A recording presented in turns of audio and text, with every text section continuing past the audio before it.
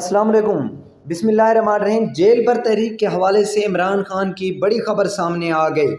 جی ناظرین و حاضرین، آپ کو بتاتے چلیں کہ عمران خان نے جیل پر تحریک ختم کرانے کا حکم دے دیا۔ جیسے کہ سپریم کورٹ نے 90 روز کے اندر الیکشن کرانے کا حکم دیا، عمران خان نے جیل پر تحریک ختم کرانے اور ووٹنگ ورک شروع کرنے کا مشورہ دے دیا۔